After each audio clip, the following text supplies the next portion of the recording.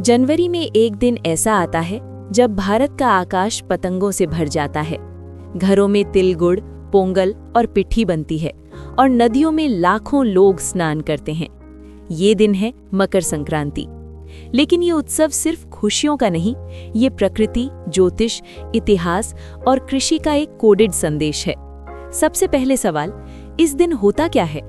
Calendar के अनुसार सूर्य मकर राशि में प्रवेश करता है। विज्ञान कहता है इसी समय पृथ्वी के उत्तरी गोलार्ध में दिन बढ़ने लगते हैं और रातें घटने लगती हैं। मौसम बदलना शुरू होता है और यही बदलाव भारतीय कृषि के लिए निर्णायक था। भारत की प्राचीन सभ्यता ने इस परिवर्तन को बेहद गंभीरता से पढ़ा, क्योंकि इसी समय खेतों में नई फसल तैयार होती थी।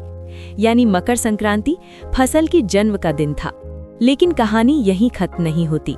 धर्म और दर्शन कहते हैं यही वो क्षण है जब शुरू होता है उत्तरायण। पुराणों में इसे देवताओं का समय कहा गया, नए कार्यों, दान और तपस्या के लिए श्रेष्ठ। महाभारत में भीष्म पितामह ने मृत्यु को रोका था और कहा था वे देह त्यागेंगे तब जब सूर्य उत्तरायण होगा, और जैसे ही उत्तरायण आया उन्होंने संसार छोड़ दिया। यहीं से इस दिन की शुभता समझ में आती है। इस दिन तिल और गुड़ खाने का भी वैज्ञानिक अर्थ है। शीत ऋतु में ऊर्जा बनाए रखने के लिए तिल गुड़ सबसे उत्तम भोजन माना गया। साथ ही तिल दोषों को जलाने का प्रतीक और गुड़ संबंधों में मिठास का प्रतीक। दक्षिण भारत में इसे पोंगल कहा गया, जहां उबलता दूध समृद्धि का ओवरफ्लो माना गया।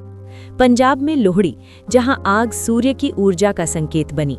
गुजरात में पतंग, जो हवा, दिशा और मौसम को समझने का वैज्ञानिक तरीका था।